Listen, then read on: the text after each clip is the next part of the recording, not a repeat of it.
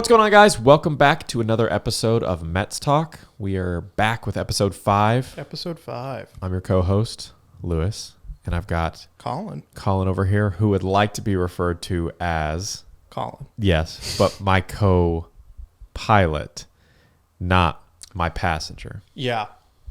Right? Is that what I called you last week? Yeah, I think it was, yeah. I said in the passenger seat. He prefers to be in the co-pilot's chair. Right. With a dummy board and ready to go. So Collin is here, looking great as always, just house and McDonald's, so we're ready to roll. Absolutely. And yeah, we're back with episode 5. Last week we talked about Smart Home, IoT, all those goodies. So if you want to check out that episode, it went live today. But here for episode 5, we're going to be talking about the future of media. So we're going to be hitting on AR versus VR, wearables, media production technology, all kinds of goodies. But of course, we're going to start with some news. So we don't have a ton of news today specifically, but Collin brought up an interesting thing he's been seeing out on Twitter talking about superconductors. Superconductors. So do you want to tell me a little bit about what a superconductor even is? I'm way too dumb to do that. Well, the floor is yours. But I like maybe the best way to think about this is imagine the scientists are real close to discovering like something big. They said, oops, maybe, stay tuned. We're posting about it on Twitter, but we don't know. So they're teasing maybe something new about They're teasing. There was a paper released, and it was kind of released with the attitude of like, hey, we found these results. Somebody else check them out. And now that's sort of what we're in the process of doing. If I understand what you've told me correctly, typically superconductors can only exist in kind of extreme conditions, extreme temperature, extreme pressure.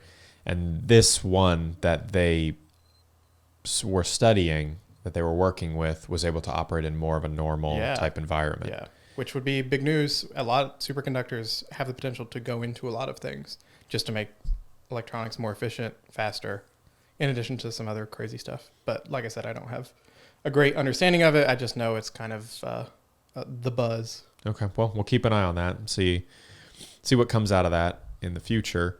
In much more serious news, we've got two very world-shattering updates.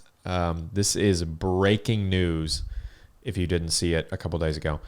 Mini Cooper has unveiled its interior for its next-gen 2025 EV, featuring one of the weirdest enlarged smartwatches in the center of a dash that you've ever seen. A 9.4-inch circular OLED display right in the middle of the dash.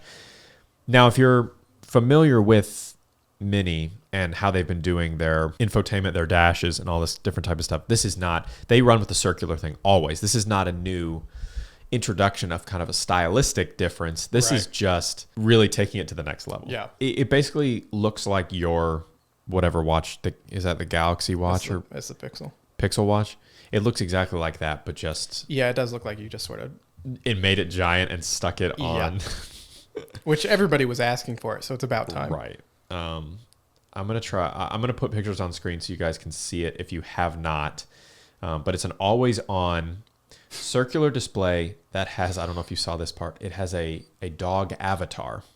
Kind of a... Why? Kind of a Tamagotchi type. Yeah, sort of a Neopet in your car. Exactly, in your car. Again, what everybody's been asking for. Dying for this. I'm going to play devil's advocate here a little bit. Okay. I think it's kind of cool and different.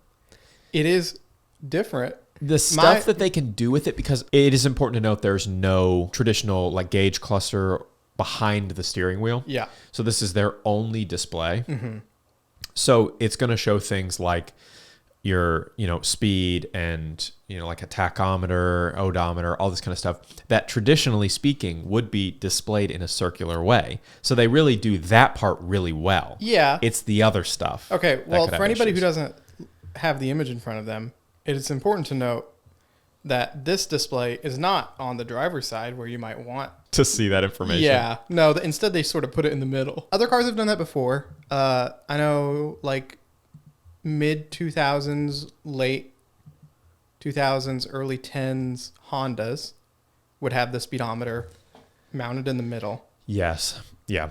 Yep. And it looked goofy then, and it looks goofy now. Look at this, like how they're displaying like in-vehicle games. It's basically just putting a rectangle inside of a circle. And so you lose, you get what? 40% of the screen, 50% of the screen space there, maybe. Yeah. And then you can see underneath that, I put your little dog assistant there. Yep. That kind of comes out from the corner of the screen. Yeah. Or the edge of the screen, I should say. Are they playing Mario Kart? Yeah. Or no, it's not Mario Kart. It's some other game. Some other type game. It's mini kart. Yeah. It shows kind of the in-vehicle navigation. And I think that actually works really well because it's got almost like complications on the edges, just like a smartwatch would, with like temperature and you've got your battery up at the top, and it's all like, follows the curvature of the glass. Yeah, like I think you can do cool design-wise, I don't hate that it's a circle. Yeah. I just really hate this implementation of it because they've sort of done who else has done this? Hyundai's done it a little bit where you just have a screen kind of sticking out of the middle. It's not embedded in anything. Right. But when you do that as a circle, like I get what they're going for. They're trying to combine this sort of new design philosophy of how to put screens in cars and maintain the old Mini Cooper has to have a circle thing. And they've tried to merge those, but I think it was very unsuccessful. Kind of a circle screen into a square hole kind of deal? A little bit, yeah.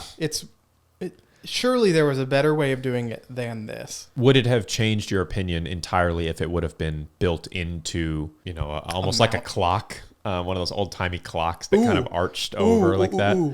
Would that have been better? Maybe. Okay. Maybe that would have been a look. So you just don't like the random circle. I don't like circle, that it's freestanding. Yeah, free-floating glass circle kind of plopped at the top. Our third and final story, news story for today, is a hands-on look at Porsche's new CarPlay app.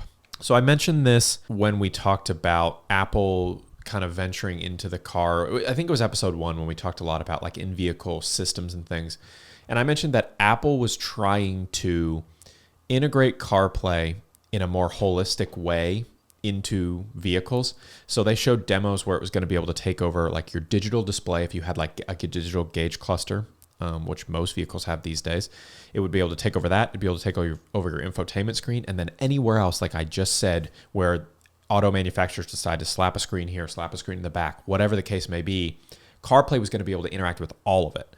So you could buy, in this case, a Porsche, whatever, plug in CarPlay or wireless CarPlay, however it might be, and you can adjust your climate control. You can adjust your radio preferences. You can, move your seats back and forth. It can take full advantage of everything that your vehicle can do. So it's literally the software kind of plugging itself into the existing hardware. Yeah. And we've never seen this before in any other vehicle.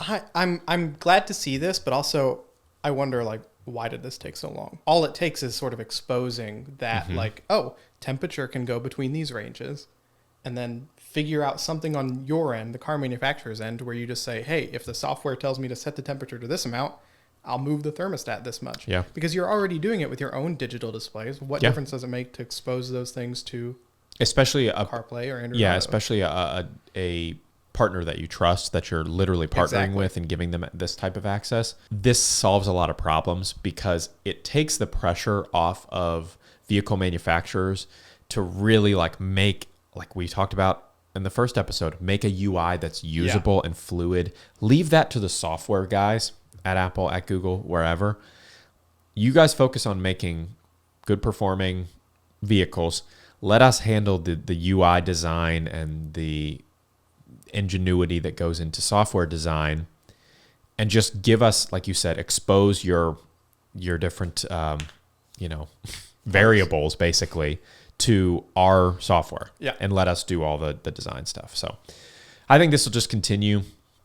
I think it even says at the top that Porsche's already going to open up this to all their future vehicles. I think it's the best. This is move. On the 2024. We talked about Matter last week, and this feels like a place where that sort of behavior, that sort of philosophy really would work. All right, well, that was our news for the day. Let's move on to kind of really the meat of the episode here, which is the future of media on the whole, but I think it's important that we talk about some of the kind of peripherals and then work our way to the future of media, kind of what we see big picture. So I started out here with kind of the wearable portion of it. Yeah. Because that is a massive component. Everything's moving, like I said last week, sensors. What can we put on ourselves? Glasses, watches, rings, you name it. Things that give us all these variables and allow us to interact in really unique ways. Let me hit you with this little fact that I found out Please. The other day. Is that we've been doing wearables for kind of a long time. When electricity was first starting to be sort of used in a consumer environment, so around turn of the century, late 1800s or so, I mean, it had been used for a while before then, but we had smaller battery tech, and the direction people took that was building light up jewelry. Interesting. And okay. Did it have to be plugged in all the time or no? You had small sort of batteries that were able to power the bulb for a little while. Probably not that long, but just enough to go out. So instead of your gems, you would put on like a big sort of light up brooch or whatever, or on your shoulder or something. And it would just be a light bulb sort of, I guess, wrapped in some other stuff. I'm sure that was so hot. It must have been miserable, but it's so funny to think about. I mean, I remember when I was a kid, people talking about, oh, this will be the step for like us to have screens in our clothes. Yeah. Or like color changing threads and that sort of thing. But like seeing this step into wearables where we are now, like it's really, we've just been doing the same thing over and over again with whatever iteration of tech we have available. And it's become, batteries are better, longer lasting, significantly smaller, significantly less hot, things like physically hot. Yeah, things are communicating with each other. Yeah. You've got, wireless transmission of things. You have flexible, you have LED diodes. You don't have to have big old, fluorescent bulbs that give off a lot of heat. Yeah. All that kind of stuff makes it a lot more accessible. The easy, like ahead of its time thing was Google Glass, obviously. Yeah. Which came out in 2013. Which, gosh, was a decade ago. And I think it was just one of those things. It was very expensive, limited functionality. People also were worried about it. There's a little bit of a backlash at the time. Yeah, a lot of privacy concerns, which are valid, I think. And also, it was almost that like ahead of its time thing to where it was kind of ugly, and it was very much like a proof of concept. Exactly. And I think they tried to push it which it did technically come out to the public. It was released to the public so people could buy this. I remember watching the NBA draft in 2013, and one of the guys I think it was Victor Oladipo, I think. Yeah, it was Victor Oladipo. I got it. He wore Google Glass to the draft and was like posting like updates on social media like through Google Glass. And I was like, this is the future, baby. Like we are living it right now. And then it like got,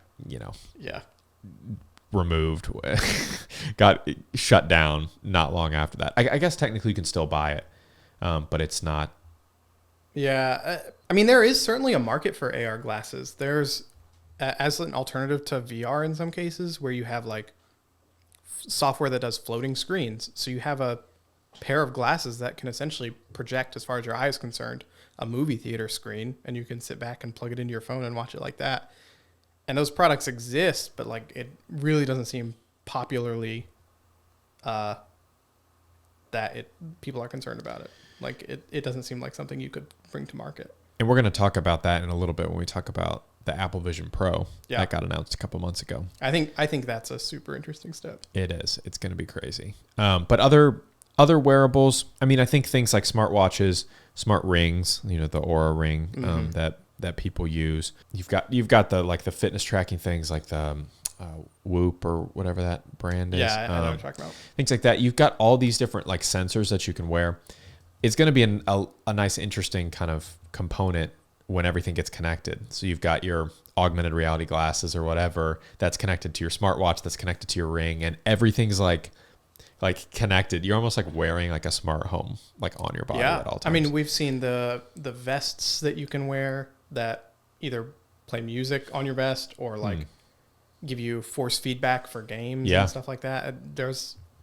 People are taking it crazy directions, and tech always happens slower than you imagine it does, but it sort of creeps up on you. So let's talk about this. AR versus VR. Are you just a fan of both? Whatever application it needs to be, you do it, or do you have one that you lean more towards? I think it's going to be dependent on what you want out of it. Like you need them for different things. So AR, augmented reality, the use case that we see for it now is adding context to things in real life. So to the extent that you are walking down the street and you could have a pair of glasses that projects the street names as you walk by, or you look at a product and it pulls up the Amazon page or something to that effect. Like does translations of street signs in a foreign country. That sort of stuff. Like a lot of use out of that for somebody who is going about their life and is looking to be able to sort of sprinkle a little bit of tech magic, I guess, on everything. Right. Whereas VR, virtual reality, feels more like almost like an event. Yeah. Or like a new form of media entirely. When I think AR, I think productivity. When I think VR, I think experiences. Yes. Like games or... Right now, absolutely. Content, video content. Not saying that one can't be used for the other and vice versa. But for me, that's just kind of what jumps out, especially in its current state. Yeah. So for you, as someone who has a VR headset, which one do you have? So I did have the Oculus CV1, the very first consumer variant that was out there. They did have some like developer kits previously, but I didn't get in on that. Now I've got just the Quest 2, which is the bog standard. Like you can get it for $200, $300 now. Super, super cheap for the really, really good like visual hardware that's in there. Mm-hmm. They work standalone, but I've got mine hooked up to my PC. Okay. Super, super like easy to use, long lasting battery. Like you can do completely wireless VR on it. Right. In terms of where things were at even 5 years ago, which this probably was out 5 years ago. So when I bought it 5 years prior to then, like huge leap in tech. And we are just seeing that sort of same growth continuously. Let me ask you this. As a person who cannot wear a VR headset because I can't even look at VR gameplay. We tried a while ago. It made me so nauseous. I'm super sensitive to motion. Even I can't look at certain lights and things that have a certain refresh rate and things, or it wouldn't be refresh rate, frequency. Refresh rate's video, but or monitors. But how often do you say you bust out the old VR Not headset? in a long time, because it is a production. And this is a lot. There's a lot of talk about this in the VR and AR space. Do you know John Carmack? I don't. He is a prolific developer. He was one of the guys who made Doom. Okay. But he was extremely talented. And he has devoted and has worked for a long time for Oculus and is now sort of devoting all of his energy to the VR and AR space. And one of the things he talks about is like that barrier to entry being one of the biggest things that stops VR and AR from being like the go-to medium for now, because it is a thing to have to get it out and put it on. And for every second that you spend doing that, that's less and less energy you're willing to put into actually getting to it. Because if you think about a TV, all you have to do is sit down and turn it on.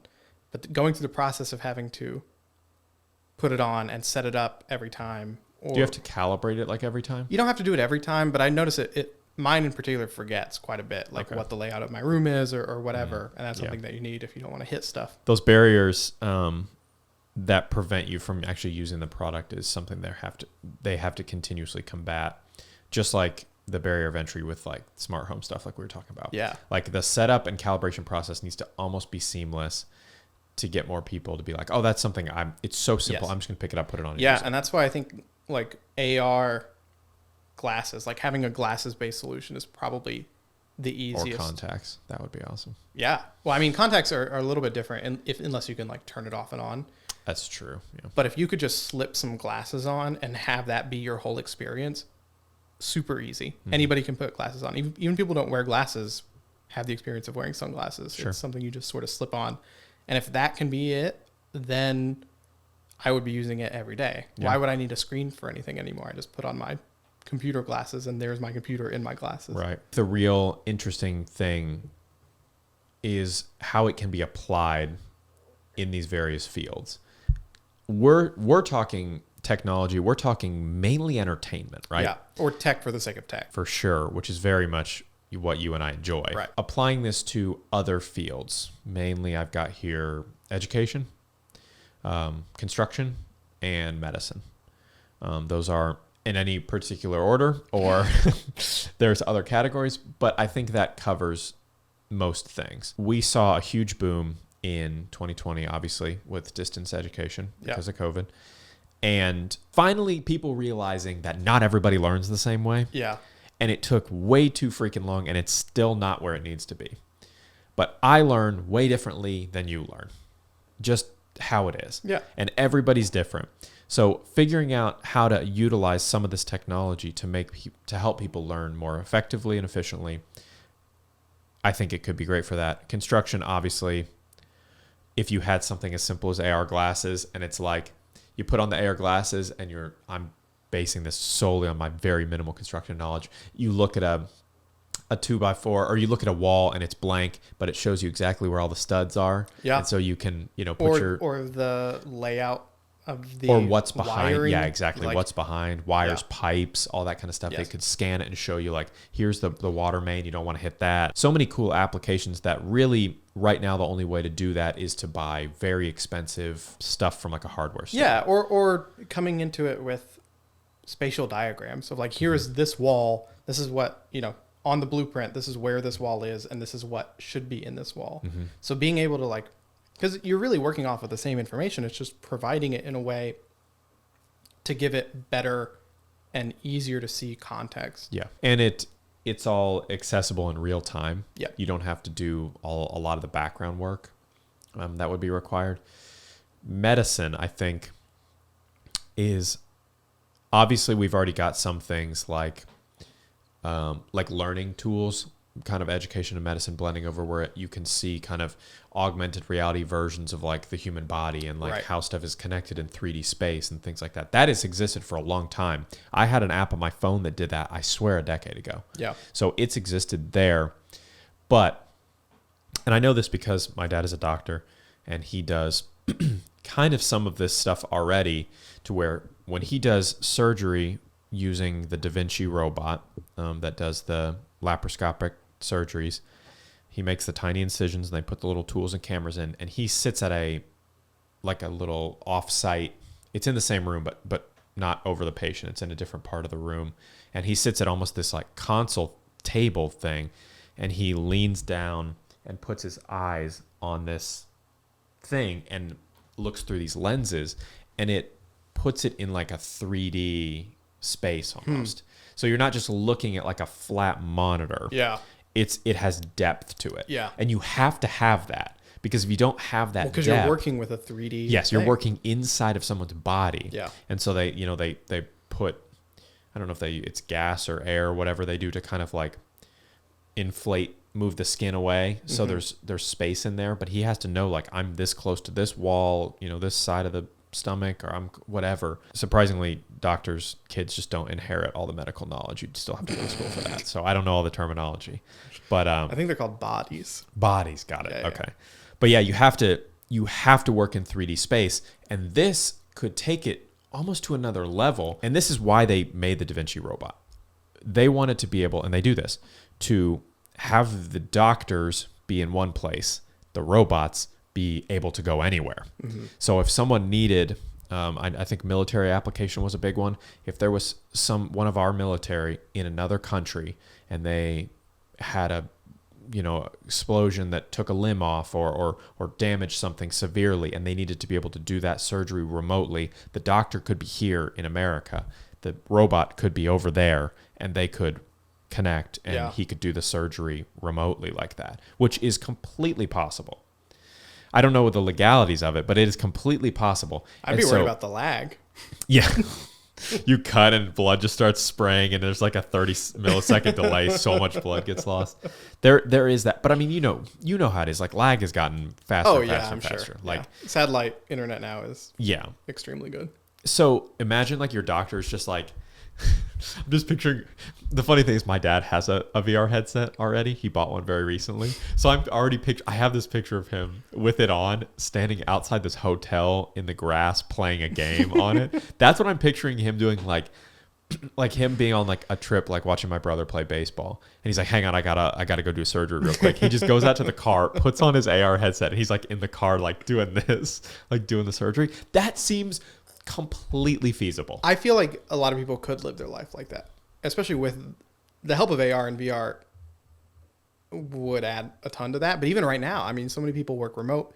If you could sit down at your job by just putting on a headset that put you at your desk, quote unquote. And this is the dream of the metaverse. We're not doing anything that the Zuck hasn't already thought about. Never. It's a appealing concept for a reason. Like if you gave people the freedom to travel wherever they wanted and still be able to contribute to society and do work and whatever else, like that's an appealing concept. You said you have an Oculus, I do. right? So have you ever hopped in the metaverse and said hello to anyone? I've not, no. I haven't even gone into VR chat. It all feels very scary to me. What scares you about it? You and I come from the time on the internet where people were a little bit less willing to give out personal information. Sure.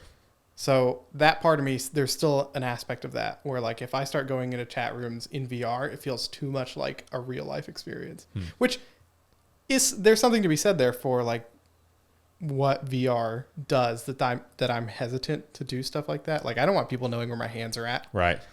That's weird. I think the whole metaverse thing is a great transition here to us talking about kind of the first, I think, real potential competition. Because I think Oculus has absolutely had it locked down. Yeah. And if you're not looking for like a boutique, like sure, we make 300 headsets total brand. Yes, I think Apple is like... Yeah. So the Oculus is like the accessible kind of... And the Apple one will not be accessible. But Oculus makes like the one that people are going to get. Yeah. The Apple Vision Pro is the first one that I think, even at its price point, is going to be one that when they come out with like an SE model or something like that, is going to be one that takes this entire genre to the next level, because it's just what Apple does. You want to know what's crazy about this too? What? Is the Oculus is run Android. So it's kind of like... We are just returning to the same battle we've been having for... the two titans of the industry going at it once again with the Apple Vision Pro. But what Apple does is take... They're not always the first to do it. Hardly ever. But they take these different categories and they introduce a product, and that becomes the standard for the category. Yeah. Right? They did it with the first solid piece of glass smartphone. Sure. Right? The iPhone. Yeah. You had things Palm like Pilots, Blackberries. Palm Pilots, Blackberries, exactly, that had the keyboard on them, that were large displays, things. But what Apple did was took it and they said, how do we polish this into... accessible, easy to use. And they took it kind of the bare bones route where you didn't need a stylus. Yeah. And they said, what is the most natural way we can interact with something? Yeah. That's how. Yeah. And this, and all the gestures and things that just didn't exist. Yeah. And then they did the same thing with watches. They were by no means the first smartwatch, but when they put out a smartwatch, I think it took a generation or two, but it is the most popular smartwatch, and it's not even close. Yeah. And same with AirPods. Like, AirPods were not the first wireless headphones, but they are like when you think like wireless earbuds, it's like you can almost call them AirPods, like under a generic umbrella and they have name. Everything that you would want under the feature set. They've got a case that you can carry around that charges it. They're smart about when you take one out, stop playing stuff, being able to control the music on the stem. Like, it is just a comprehensive, like, well thought out design about what do we want out of this particular product. And I think where you're getting at is that, are they going to come into this with that same philosophy? Yeah. And I hope so. I just don't know what does Apple know about VR? Like, VR feels like a very different space than any of these before. Well, this is the merging of these two things. So the Oculus, to my understanding, cannot do any augmented reality, right? You can't see through the device at all. You can, not in like a good way. No, not in like how you would want it to be for augmented reality. Okay. There are like black and white cameras so that you can see around you. Yes. Okay. But so this is not augmented reality in the sense that you're literally looking through the device. The device, you cannot see through the device, but it has cameras on the front that recreate completely lifelike images. Yeah. And I've obviously never used this. It just was released in June 5th, but I've watched every review that has been published. I swear I've watched, and people that I respect, not just like the Marquez Brownlees of the world, the LTTs, the iJustines of the world, people that are smaller channels that I trust every word they say because they're almost always right, have been like, this is the best thing I've ever used, but I'm still not going to buy one because it's too expensive, but it is the best thing ever. And it is the closest to like, I think Marquez called it the closest thing to like magic he's ever seen. I watched that. Like I watched his sort of overview with it at the event, and nobody's like everyone's just talking about their experiences with it. I think they did one like Good Morning America thing with it or whatever, but everyone's just talking about like their 30-minute demos of it. And for a guy like Marquez who has literally seen it all when it comes to kind of the cutting edge tech type stuff, especially with displays and camera technology and all this kind of stuff, for him to call it the closest thing to magic he's ever seen, I mean, you can't help but be excited about that. I do think if anybody can do it, if anybody can make something that brings VR to like more of the serious public sphere, because I feel like there are a lot of families that have Quests. Sure. Just because they're easy to buy, they're cheap, and they're fun. In making it into something serious, into something comprehensive and like fluid as a product, I think Apple's obviously the best bet. And for those that don't know, and I'm just unfamiliar, the Apple Vision Pro is Apple's introduction into what they're calling spatial computing, because Apple can't just call it VR, AR, whatever. They have to call it spatial computing. So that's what it is. It is a wearable headset, has 2 screens on it for each eye, ultra high resolution display, 23 million pixels across its 2 displays, and everything is obviously tracked in real time. And it is absolutely wild. It looks goofy as hell. And especially because the kind of promotional images that they used show where you can see the person's eyes through it. This for me is a miss. Completely? Yeah. But the funny thing about it is when you first see it, you think you're seeing through the headset. Yes. It's not. Yes. It's the cameras on the inside recreating the eyes on the outside. I knew you wouldn't. I don't like it. It looks like goofy extreme ski goggles. Yeah. That you can see through. I wonder if this is like a step. Like I wonder if they're like, yeah, this is going to look weird, but V2, the tech's going to be there so that we can have it be see-through, and we want to maintain that lineage. But right now we can't do that. So for now, I think the reason that it's not see-through is because, I don't know if you've seen this, it has a digital crown on the top. And so like they showed the example of a woman that's on a plane that's watching a movie, and the movie's, here on the screen. But then if you twist the digital crown, the screen grows, and then all the like image of the outside world disappears, and it becomes fully VR. So it's really an AR VR combo. Yeah. Maybe they could still do completely see-through glass where it's projecting I think there's things a way and then you could become. Yeah. Like they've got those, I don't know what the term for it is, but where you put an electric current into a pane of glass. Sure. And it becomes cloudy. Yeah. Like maybe there's some iteration of that you accomplish something similar. If they had pre-orders live, I would have pre-ordered a long time ago. I am getting one of these things 100%. I'm not going to be anywhere near the first few to get one, but I will have one on this channel, and I will be making a lot of videos with it. Do you think you're going to be able to? That's my thing. That is what I'm terrified of. I am so afraid. I think you just have to force yourself to do it. I think I'm going to have to force myself for videos, but will I want to get rid of it after the videos? I don't know. But $3,500 for a VR AR headset. Only Apple can get away with that. I'm trying to remember how much the Oculus was when I bought it. The very first one. It was probably like in the 800 range, right? I think it was up there. I think it was like $600 or $700. Yeah. And that tracks. I mean, that is like Facebook has theirs so cheap, probably because they are subsidizing that with some other thing. They're like, okay, we're just going to take a loss on this and sort it out later on once everybody has one. And if this can do everything as well as Apple's promoting it to be able to do, it is so much more valuable than what a standard Oculus can do. It just is.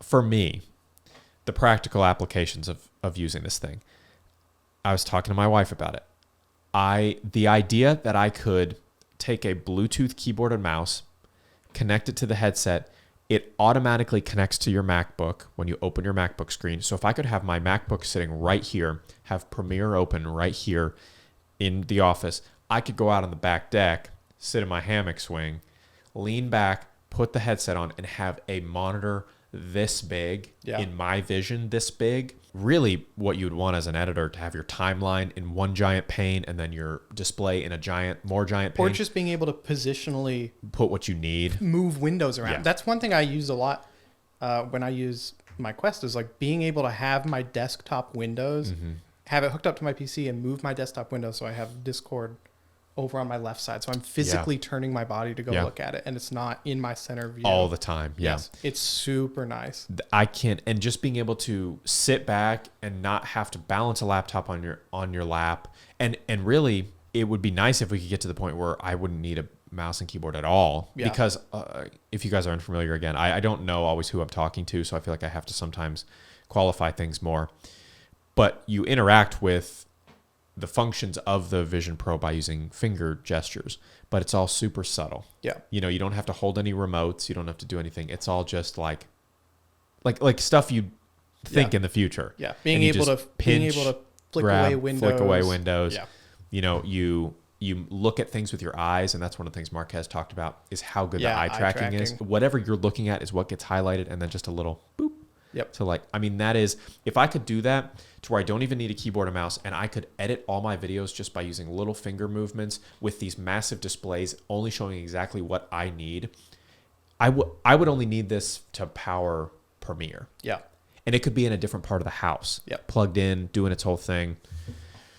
Things that concern me are going to be battery life. Mm-hmm. Yep. That's a valid concern, though. My Quest does not last that long. Even with the extended battery pack, like the battery life is somewhere on like 4-ish hours if I'm like completely wireless. With their specific battery pack that they're coming out with right off the bat, it's 2-hour battery life. Yeah. And that makes sense. Their silicon is really good, especially for high efficiency stuff like MacBooks this is me talking about, I don't have one. Depends on what you're doing, but they have decent battery life. Yeah. If you're doing like web browsing, content consumption, things like that. I'm sure if you're running Premiere on it or something. But like the screens that they're going to need to put in those are going to be probably OLED, which means they're going to get really bright, and they're going to need a lot of power to drive that. And they're going to be extremely high resolution. And if you're pushing that many pixels, that's going to require a lot of battery. 23 million. Yeah. The thing that is kind of frustrating is that the battery pack has a proprietary locking mechanism that it's a cable, it's a little magnetic connector that twists on, kind of like the Apple Watch charger. I don't know if you've seen the little Apple Watch. It looks like that right there. Yep. But that one doesn't lock into place. You just place it on. But this one locks into place, obviously, because you can move it around. And then the other end runs directly into the battery pack with no disconnecting point, which means you've got two proprietary ends. Yeah. So that means either one of two things is going to happen. Apple's going to sell an extended battery pack, like a larger one, which is going to be heavier. Luckily, it runs down off the headset. The battery pack doesn't sit on the headset. It's like mounted on your belt? Yeah, you'd have to like have it sitting next to you in your pocket, something like that, which I get it. Like, it's not the best, but it does take some of the weight off the headset because people are wrenching the headset is pretty heavy is. Yeah. So either Apple's going to sell one exclusively, or they're going to push it out to their, Mophie and Belkin, manufacturers like that to allow them to use the proprietary locking mechanism, create their own battery packs. And then we've got kind of a plethora of options to choose from that range in capacities to all different budgets, which would be the ideal scenario. Yeah, Oculus does one mounted in the display itself, and then the extended one clips on to the back. Okay. And so it balances it out. Yeah, ideally. it's actually really nice because you get a little bit better weight balance. You're not sort of front heavy like you would be.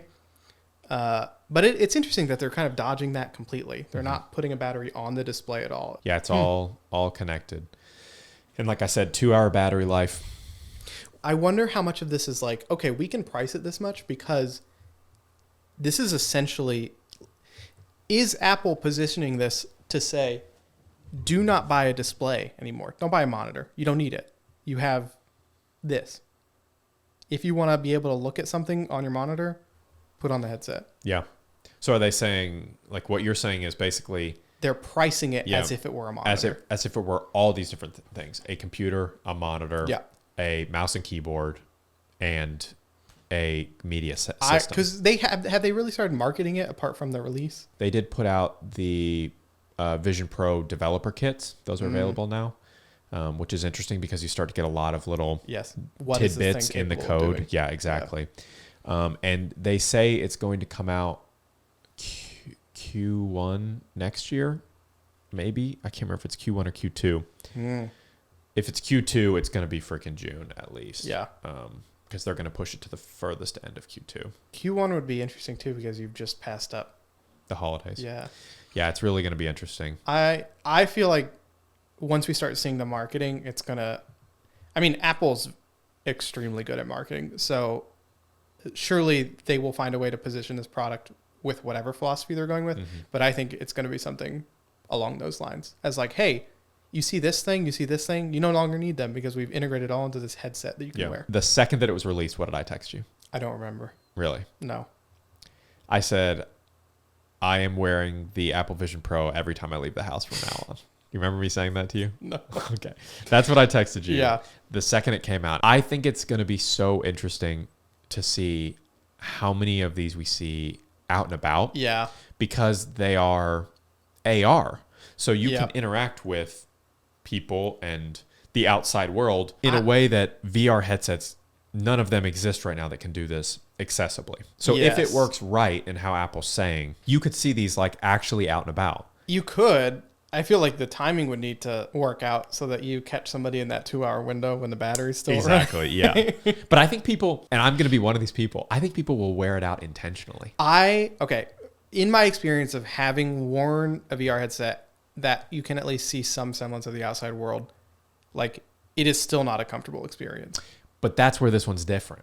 Maybe. I think the brain gets really confused by stuff like that. Maybe, but also I think Apple is intending it to be used this way. And that's what's really interesting to me. I'm wondering, I was picturing like wearing it while I'm driving.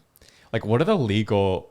Like, can you get pulled over if you're wearing a VR headset? I would pull you over. Well, yeah. Because you look like a freak. That's mainly. But like... And also, who's to say that person is...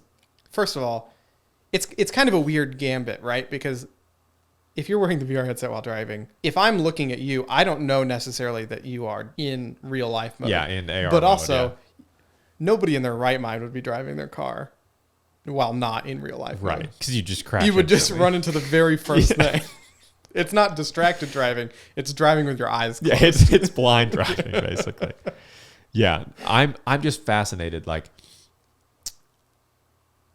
First of all, I have to see if I can actually wear it. Yeah. Or if because it's not seeing straight through, it's still what's being displayed from a camera on a screen. Yeah. So it could still make me motion sick instantly. So I may not be able to do that. But if it doesn't make me sick, which some of the reviewers I trust that do get motion sick from VR headsets say this one doesn't do it. I am fascinated because I know how sensitive I am to that stuff. I'm fascinated to see what my experience is going to be with this thing. I think the line's going to be out the door at the Apple Store for trying these out. So oh my gosh, they're going to have to make an entirely separate little booth thing or area that I can't even imagine what the Apple Store is going to look like when this actually comes out, but we'll see when it does. But I'm super stoked. Like I said, I'd pre-order if I could, but I already have some money set aside, and I'm ready to get my hands on this thing at its $3,500 price point. Hey, Collin. Me? Yeah, you. What's up? Did you know that there are 3 ways you can interact with our podcast? 3? 3 ways. What are they? 1, You can email podcast@itsmetz.tech. 2. You can follow us on Instagram at Metz Talk Podcast, and you can send us a DM. Or 3, you can actually text Collin personally. I'll put his number on screen right here so you guys can send him anything you want. Anything. No, I'll have the number on screen that you can text with any of your topic ideas, questions, anything you want us to cover on the pod. Text us there, email me, or send us a DM on Instagram. In this entire segment about the Vision Pro, about the 23 million pixels, OLED functionality, and how realistic things can look in VR and AR. And we're seeing this, and have been seeing this for years, play out in media production, film production especially. I remember specifically being at the office at work when we actually worked in office, and the 3 of us were all sitting there, our other buddy, and I said, have you guys seen this? You guys wheeled back and I showed you. I remember clicking the video of them talking about the volume that they were using on the Mandalorian set. And the volume, if you guys are unfamiliar, is basically like a giant LED room, basically. The volume. And inside, they can put whatever they want on these gigantic screens that are all-encompassing. And it all works with the actual cameras that they're using motion tracking.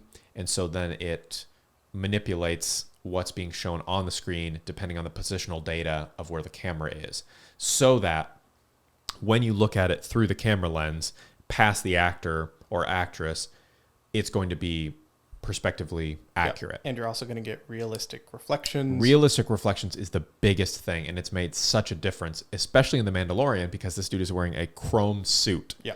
So it is so hard, and I know this from limited personal experience in working with metal and green screening. Even when you're working with green screening on somebody with blonde hair, it is a nightmare trying to key out blonde hair. Anything. Like reflections are sort one of part anything, of it. Yeah. But like the way that light is scattered off of something and onto something else. I mean, that's why ray tracing is as appealing as a concept as it is because you no longer have to deal with that as a developer, and you get that for free. Yeah. Like I know if a red light hits this wall, I'm going to get a little bit of that red light onto me. And which is what's happening right now to your arm. And with a green screen, you get none of that. Right. So being able to do all of that in one sort of solution, that's the dream. With a green screen, you are trying to match the lighting on an actor as closely as possible to what you think the final product is going to be. So if you are in some kind of neon city street, you might take, something like this neon ball, and you might position it out of frame close to the actor, and then when we're going to be zipping by these neon signs, you kind of do this little flag thing where you block off part of it so you get this like purple reflection on the actor's face. With the volume, you just have the neon lights of what your final product in Unreal or whatever engine you're using just going past the actor, and you get the color, you get the lighting, you get the warping as it curves around the different angles on the face or on the armor or anything like that. Everything is exactly like it would occur in real life because it is happening in real life. And then they'll even position certain objects in the frame that the actor can still interact with, whether that be a smaller piece of a set, like a rock or a ship or something like that, and then they can augment everything else around where it. You need your hero objects that like this person is going to be interacting with it. They're going to lean on this rock or whatever. Have that be part of the physical set, but then the back of the room that the character isn't going to come anywhere near, just have that not exist, right? And save everybody some work. So much time, so much money. We've talked a lot about the future of media, and you cannot have the future of media as an entertainment without the future of advertising. Yeah, they are one and the same. Yeah, one leads to another, and vice versa. They have to coexist. We've seen some pretty crazy things recently when it comes to three-dimensional advertising. Some billboards that have some depth effects to them and whatnot that are really crazy. What's that big sphere in Vegas? The sphere, yes. The sphere, we could have done a whole segment on the sphere. It is wild.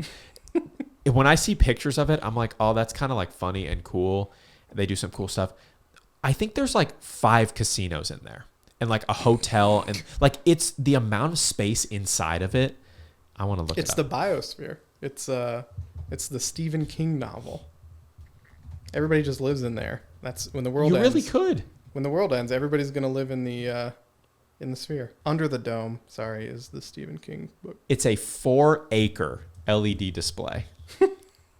4 acres. You know, classic. That's how we measure all of our TVs, is in acres. 160,000 square foot LED screen. And it has a 170,000 speaker multi-layered audio system also inside. Inside? Yeah. So there's an amphitheater on the inside that has 23 private suites and includes seating for 17,000 people.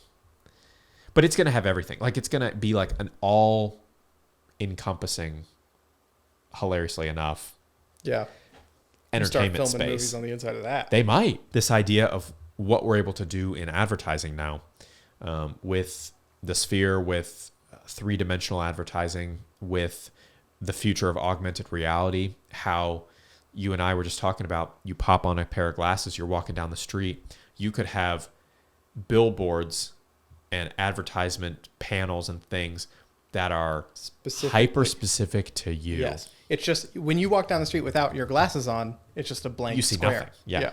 You put your glasses on. You see whatever you were talking about 2 seconds prior. Exactly.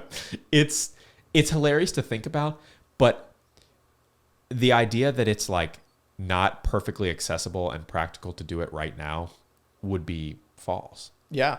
They could do this. Yes, you could definitely do this. It's just a matter of buy-in. Like, not enough people have AR glasses. But if for some reason Google Glass sort of really took off when it came out, this would be like if you were walking down New York or London or Dubai or something. Like, that's what the advertisements would be. Or at that point, if it had been around for a decade and been that applicable, you could walk down any road and you're going to see it. Yeah.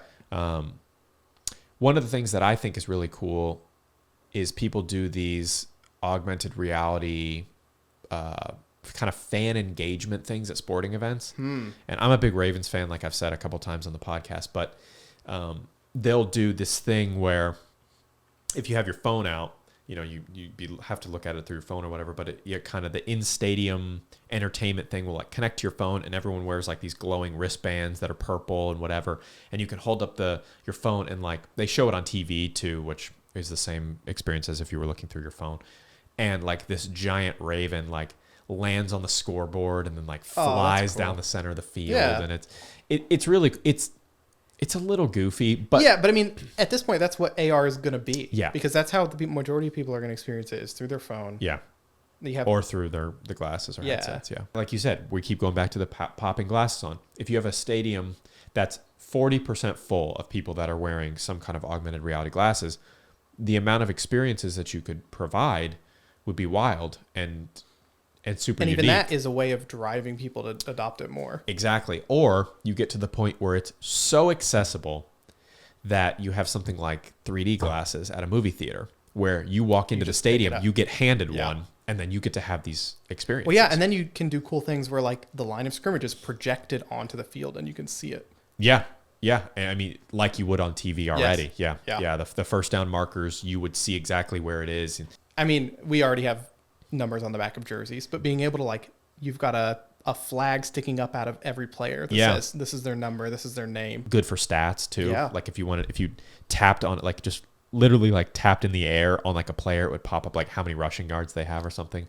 The possibilities are literally endless. I mean, we could talk about this all day, but those are, again, not that far. We're not talking about like way in the future. These kind of like, you could, if somebody put in the effort, you could be doing this like 6 months from now. Yeah. Future of advertising, I think, is going to be, and it already is, but it's going to, with these different technologies continuing to emerge, it is going to become so personalized, so specific to you, and more interactive in a way that we have never seen before. If you were a company, why would you waste your time buying a billboard that, like just a dummy billboard? Yeah, that everybody is going to see, when you could buy a very specific targeted billboard that is unique to every person that drives by it, which is going to be, you know how like much more money companies will be willing to pay for something like a blank slate billboard that is targeting to their very specific audience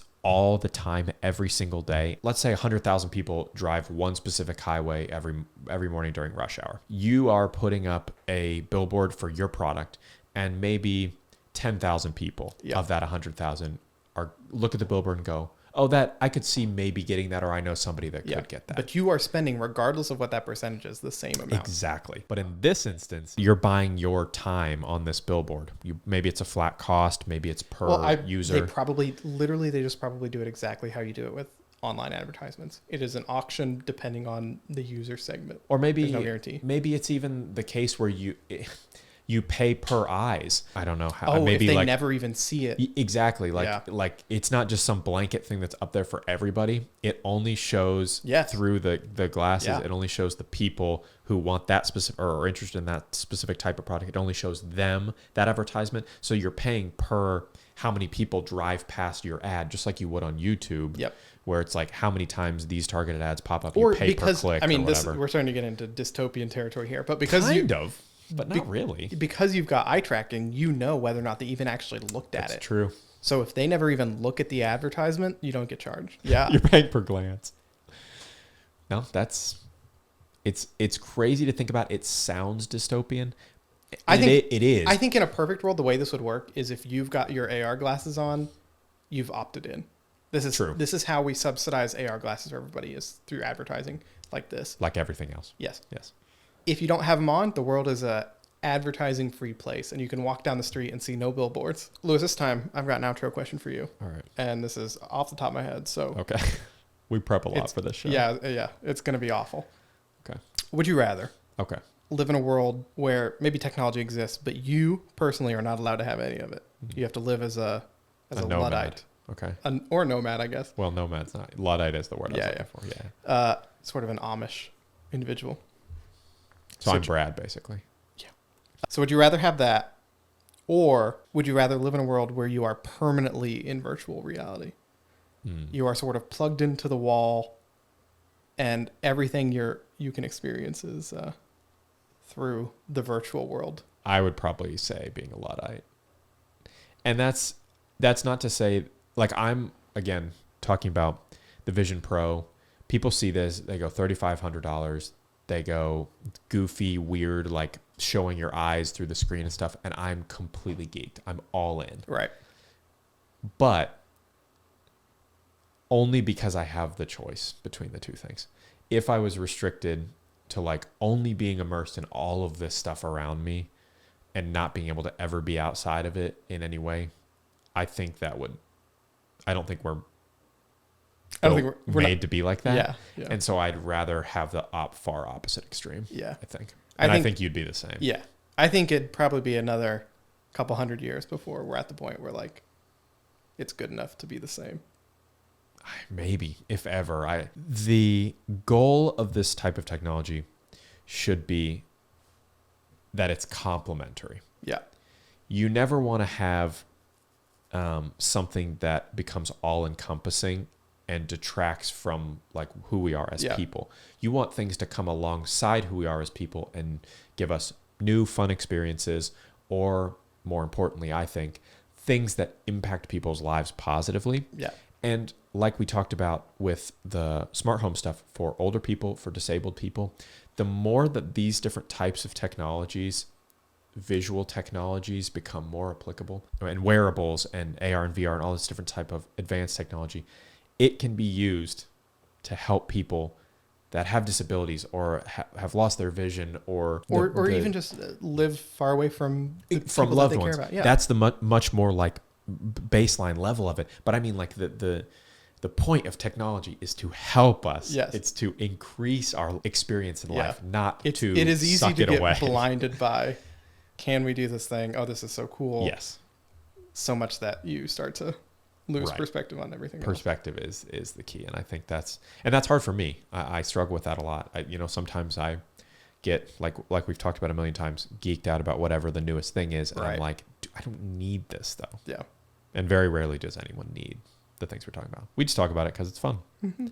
All right, guys. Well, that was episode 5 of Metz Talk. We talked all things future of media, AR, VR, or as Apple likes to call it, spatial computing, because we can never just use the lingo that everyone uses. That is understandable. We have to create our own terminology. We will be back next week with another great episode. And again, you can watch this on YouTube every Monday afternoon and then get it wherever you stream your podcast, Apple Podcasts, Spotify, anywhere. It's there. Collin, I appreciate it. Hey, thank you. Thank you. It was fun. All right, guys. We'll see you in the next one.